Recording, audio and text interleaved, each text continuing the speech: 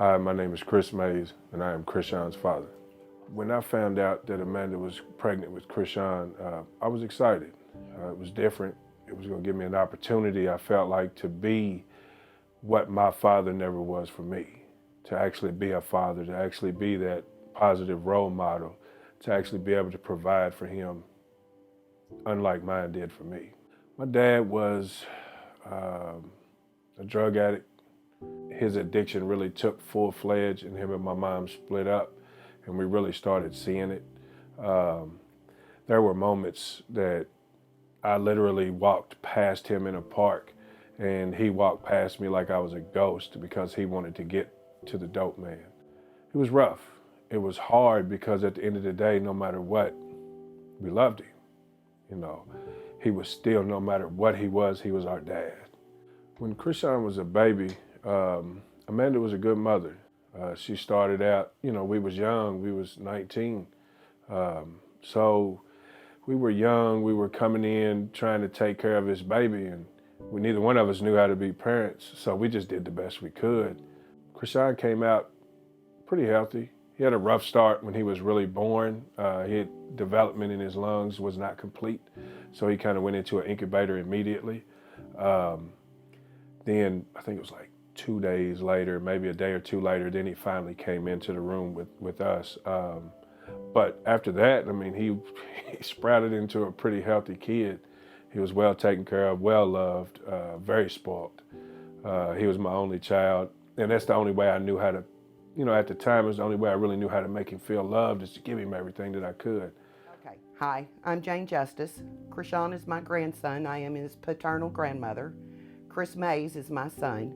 Krishaun is my firstborn grandson. When Chris first told me he was going to have a child, I wasn't exactly the happiest camper in the world because he was a kid himself.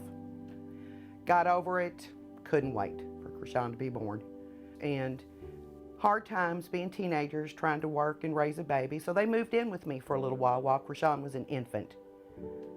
They stayed there probably a year or so till they got on their feet. Oh, it was wonderful. I mean, I had him there. Like I said, he was my firstborn grandson. I ate it up, loved it. It's just, there's nothing like that first grandkid. Chris was a wonderful father. He hung the moon over that child, would do anything for him. Made sure he always had a roof over his head, always had clothes on his back, always had food on the table. He played with him. He coached him in soccer and basketball and football and, through the youth leagues and whatnot. Always, always there for him. Even through the tough times, he was there for him. When I first met Amanda, I liked her. She grounded my son, Chris. I had no problems with her at the very beginning. My main thing was consistency. To always be there for him, to always provide the things that I didn't have. Things started going bad with me and Amanda when Krishaun was around 2. We just was young, we was growing, but we grew apart. We was just not the same people that we was when we was in high school. And then when you put that added pressure of taking care of a kid, Krishaun he was both of our lives at that moment, but we wasn't what we should have been for each other. So therefore, we just kind of parted ways. My name is Patty Bourgeois. I am Krishaun's grandmother, and I am Amanda's mother. When Amanda got pregnant with Krishaun, I was really excited. He was going to be my second grandchild. When I found out he was going to be a boy, I was really excited because my first one was a little granddaughter. And when he was born, he was the joy of my life. Me and Krishaun have been close since birth. I've watched him a lot. He was a happy baby. He was always happy. He was always smiling. He was just something else. Krishaun was a child, for the time he got up to play with toys, he always wanted to pack around a football. I mean, he had all kinds of toys, cars and everything, but his favorite thing was to pack around a football. He even slept with a football. Early on, Amanda was a wonderful mother. Krishaun could not have asked for a better mother. He was the joy of her life. Every minute she wasn't working, she was with Krishaun. Well, Amanda always held a good job. She always made Krishaun sure he had what he needed. I mean, she was just 24/7 on anything with him. My name's Melissa Tackett. I'm from Frankfort, Kentucky, and I'm Krishaun Mays' aunt. Amanda Hortonberry, Krishaun's mother, is my sister. Amanda was great. She stopped smoking. She was pregnant. You know, she took good care of herself. She was a great mom, Amanda was, when he was a baby. A great mom. He had a good childhood early on. It was hard on Krishaun, his mom and dad splitting up, you know, just like with any kid, you know, your parents split up. Krishaun always wanted his mom and dad together, always. And Chris was always there for Krishaun. Even, you know, him and Amanda split up. He was always in Krishaun's life, always. Krishaun lived with Amanda after we split up around 2 till he was about 4. He lived with her. It was off and on with her, whoever she was seeing at the time, and eventually she got with her current husband. His name is Chris too, and drug use and alcohol abuse and physical abuse he started to see. By the time Krishaun was 5, between 5 and 6, he was living with me. I ended up taking her to court to get joint custody, equal time share, and he started living with me. Yes, she was with Chris Hortonberry probably about, it wasn't real long, and I got to seeing a change in her. Krishaun was not getting the attention he got. Krishaun would go without food a lot. Amanda was evicted a lot. And from the start of that eviction, Krishaun was just, when he was with her, he was just here and there. She was looking for somebody to let her stay, because every place that they lived, they got evicted. And then I guess Amanda got where she just did whatever he told her to do. It was just like Krishaun was pushed at the side. And if only way Krishaun actually could get any real attention was if he did something bad. She went downhill really bad. And over the years, she just got worse. No, I do not trust my daughter Amanda anymore. Whatever her husband, Chris Hortonberry, tells her to do, she will do. She has stole from me. She continuously lies to me. And I do not trust her. I go to sleep every night thinking about it. Some nights I go to sleep crying about it. Because I try to talk to her and try to talk to her. I try to talk to her about Krishaun. I try to talk to her about Krishaun's half-brother, CJ. That what an example that has been set. I am told, I had them, they're my kids, you stay out of it. I know they have seen Amanda be abused. I know there's been a lot of fighting between Amanda and her husband, Chris. I know there has been drug use. And every time that the kids got something that was at Amanda's house, Amanda and Chris would take them and pawn them. The kids would never see them again. I guess the money was going for drugs or alcohol because neither one of them would hold a job. Krishaun grew up in a bad environment when he was with his mom, Amanda, and his stepdad, Chris. Yes, it is still going on today between Chris and Amanda. He was always in a lot of trouble. Chris Hortonberry's always been in a lot of trouble. Amanda got arrested at work because she had wrote co-checks to bail him out of jail. Total downfall, like say, they just, no jobs, no money. Krishaun pretty much lived in poverty. I love Amanda with all my heart. She's my sister. I don't agree with how she lives. It breaks my heart to see her like this because that's not my sister. That's not who Amanda is. It's really hard to see her Amanda in this situation.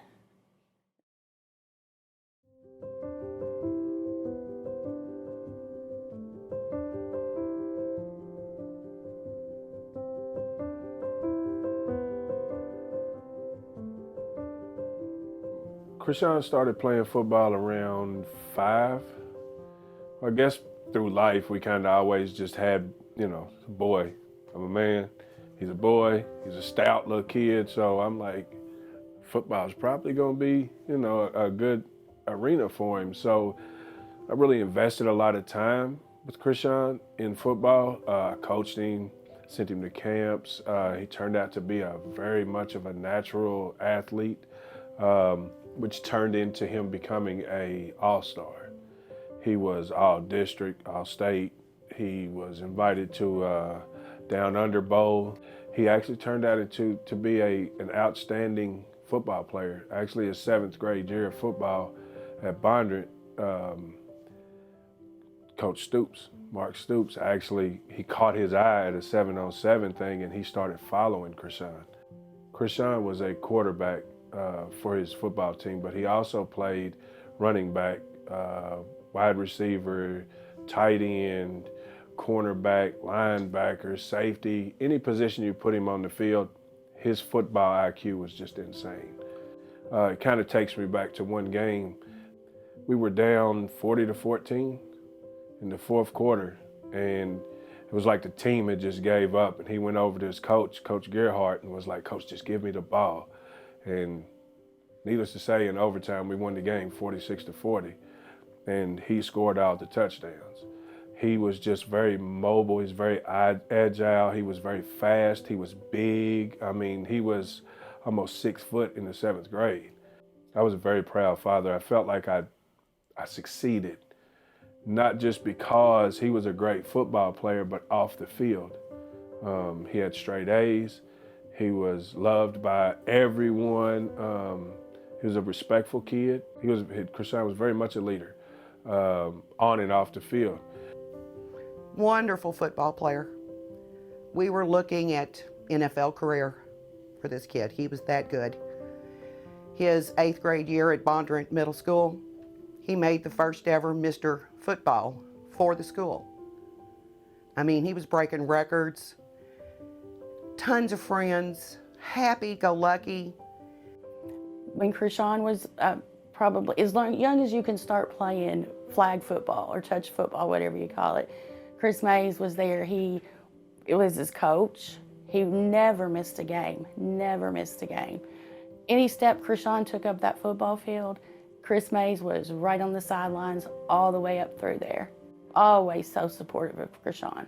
I remember we would go to a football game, when he got middle school or high school, and the announcer was always saying, Krishaun Mays, Krishaun Mays. I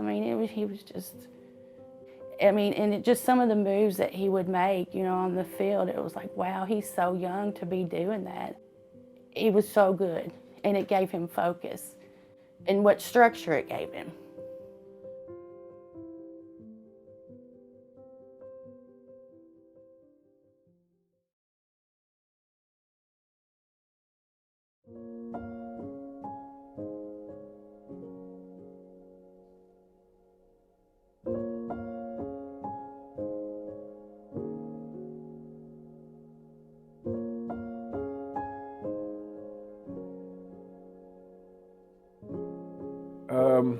Well, when Krishaun started living with me, it actually was great.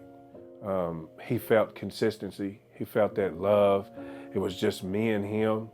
So he was probably the most spoiled kid in the world.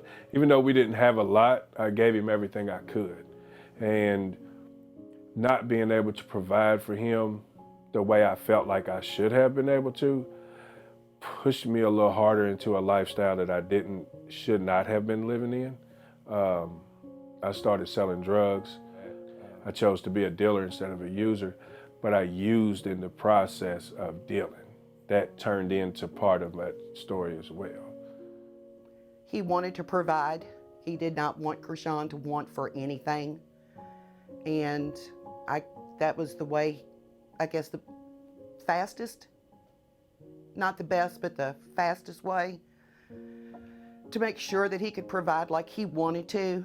Because I was a single mother, and my kids grew up, they had food, they had a roof, they had clothes. They didn't have the best of everything. They didn't have everything they wanted, but they had everything they needed. And I guess some part of him wanted to make sure that Krishaun had everything he wanted. And I think that might have been part of the problem. Krishaun got to the point to where if you couldn't give it to him, it would get ugly if you couldn't give him what he wanted. And spoiled rotten. And, you know, you can't give kids everything they want. But I just, yeah, it was I don't know, it was the weirdest thing for him to have come from basically nothing to thinking he should have it all. And I don't think that's true of just Krishaun. I think there's a whole generation of children out there that are lost in entitlement and instant gratification. The older that Krishaun got, the more I felt like he noticed, he could tell. He'd hear people over talking about this and about drugs and about me and about, you know, so he started to figure it out. And I don't think in the beginning it ever really bothered him because it was a lifestyle he was used to.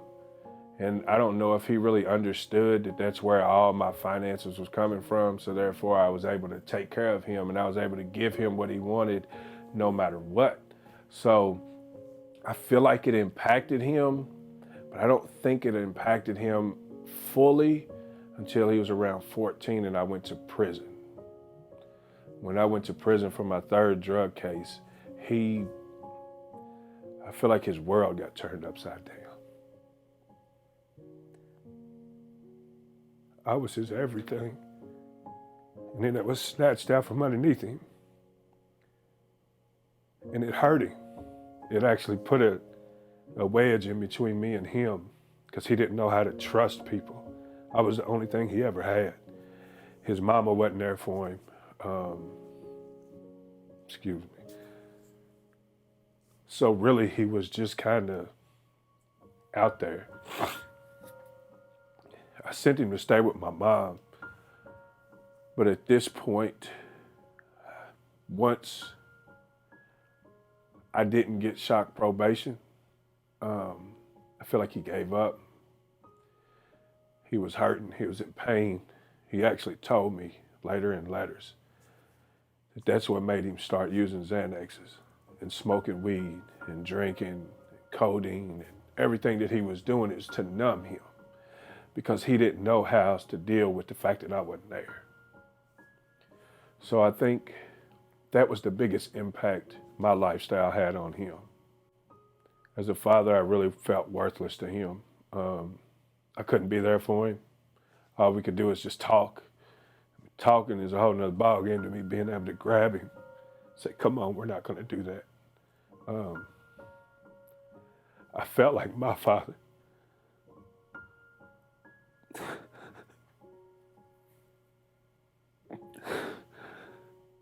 That's what I felt like. I felt like I abandoned him like mine did me. And it was probably the hardest thing I ever had to deal with.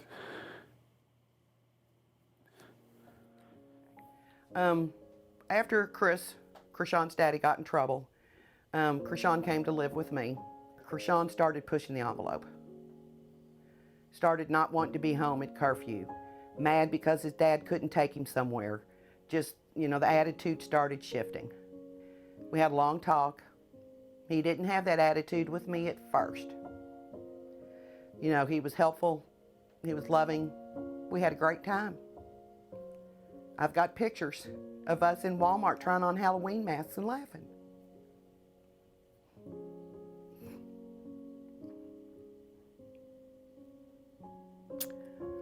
But then when Krishaun wanted something I couldn't give him, he'd get mad. And he'd find a way to get it. Or, you know, and I'd get the, oh, well, such and such let me borrow this pair of shoes, or, you know, just anything. It's just the lies started. The not wanting to come home at curfew started. The grades started slipping. And by the time he was in the 9th grade, it was horrible. It was absolutely horrible. He cussed me. He threw things. He snuck out. And I always caught him. but he would just continue to do it. He was going out. I know he was drinking. I know he was popping pills. I know he was getting high. He was hooked, just like all the men before him.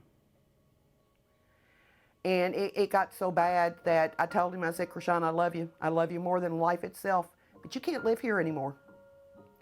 I can't take it. I'm your grandmother, not your mother.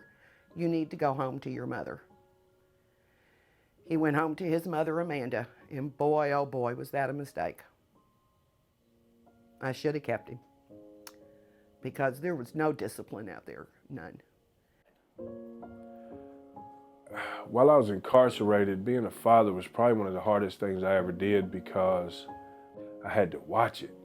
And I just had to kind of talk him through it. And talking, there's nothing like being a boy and having a father figure there to actually say, no, come on, let's do this, opposed to just on the phone, well, who are you to talk to me? You're in prison.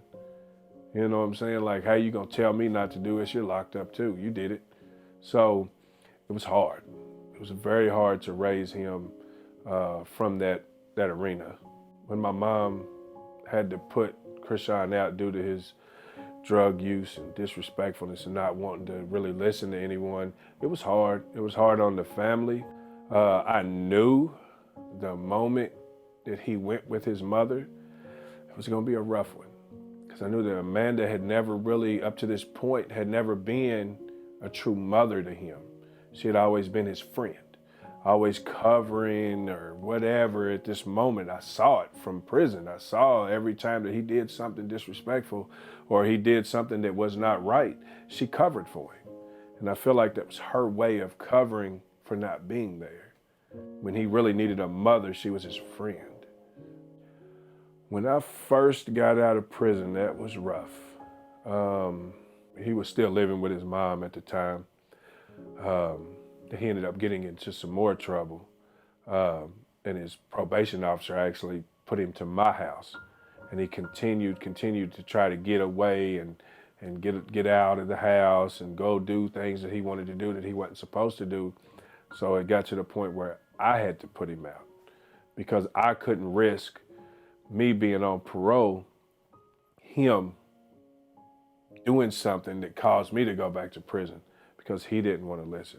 But at this moment, at this point, he was already insanely addicted to Xanaxes. I could see it. I'm watching Krishaun use all these drugs and I know where it's leading and I can't stop it. So it was hurting me. It was really hurting me bad because even though I was out, I remember telling my mom, I just want to go back to prison. Like, this is why I came home, was to get him straight and it's not working. Why am I even out here? So that was my start to think that way. When I first heard about Krishaun's case, they called me the morning that they were at the house to arrest him. First, I was shocked. I was like, nah, not my son.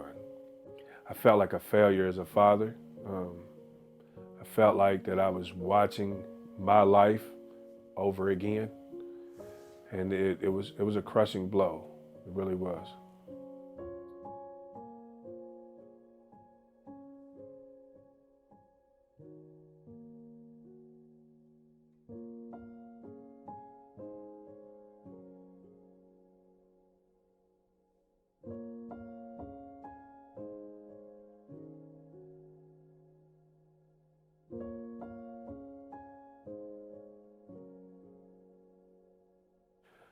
I would like to apologize for any harm that came to the Bonner family. I truly, from the bottom of my heart, don't wish that on anyone. I don't believe that their son deserved what happened, no matter what lifestyle he was or was not living. I'm truly, from the bottom of my heart, I apologize for anything that anybody in my family grief or hurt or pain was brought by this incident.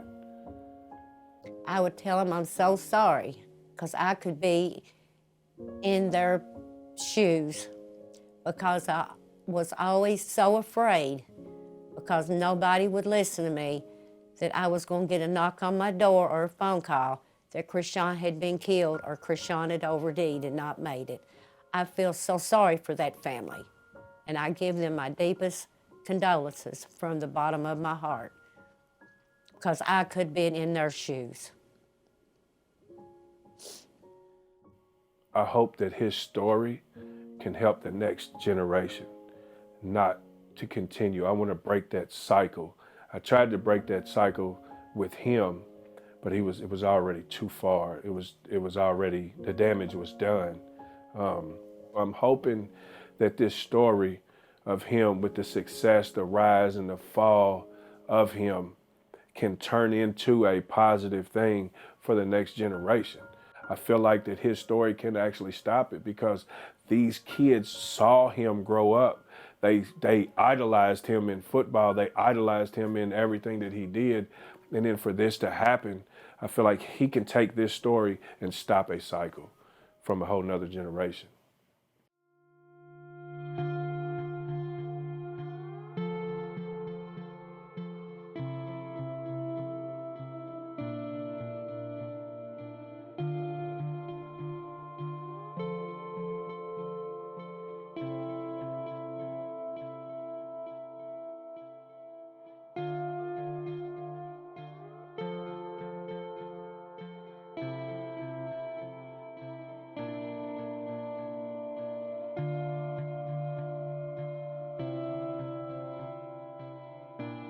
I believe that Krishaun does deserve an opportunity for treatment.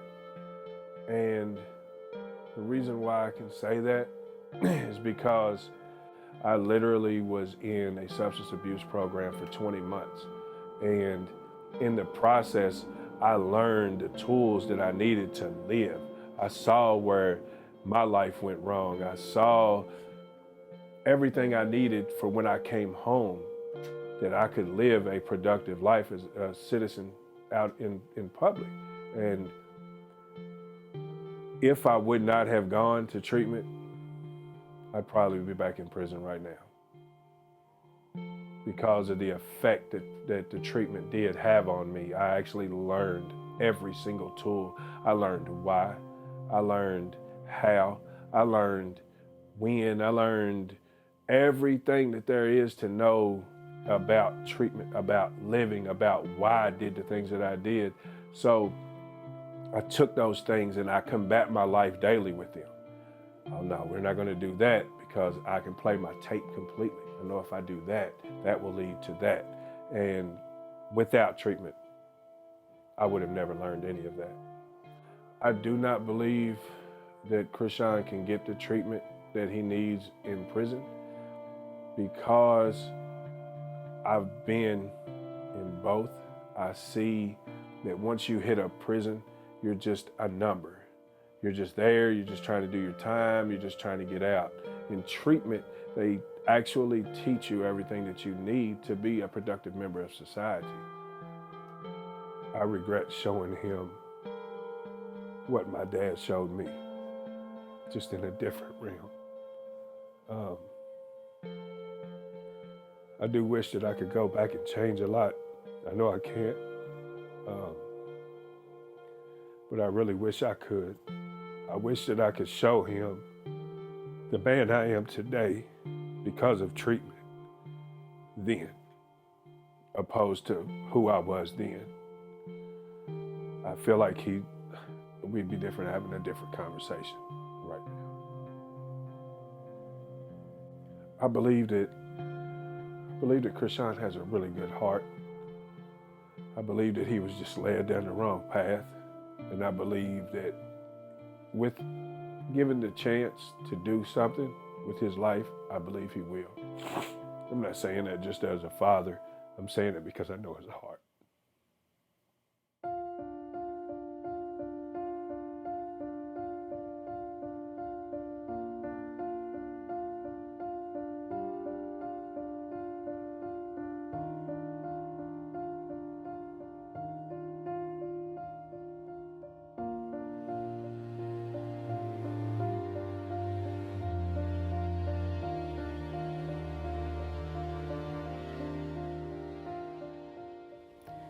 My name is Melissa Tackett, and I support Krishaun's release into the community for treatment over adult prison. My name is Patty. I support my grandson going to a long-term treatment to be released back out to the community over adult prison. My name is Jane Justice, and I support Krishaun Mays getting community treatment instead of going to adult prison. My name is Krishaun Mays. I am Krishaun's father, and I support his release to the community for treatment over adult prison. My name is Jack Bourgeois, and I support the release of my grandson, Krishaun Mays, back to the community and over adult prison. Thank you. Hi. Hello. Hi, my name is Larry Bush. My name is Coach Mark Amberg. My name is Natalie Marshall. My name is EJ Fields. My name is Regina Sears. My name is Maddie Hurst. And I support Krishaun Mays. Krishaun Mays. Krishaun Mays. For Krishaun Mays. Krishaun Mays. Krishaun Mays. Krishaun Mays. Krishaun Mays. Krishaun Mays' release into the community for treatment. For treatment. For treatment. For treatment. For treatment. For treatment. For treatment. For treatment. For treatment. For treatment. For treatment. For treatment. For treatment over adult prison. Over adult prison. Over adult prison. Thank you. Thank you. Thank you very much.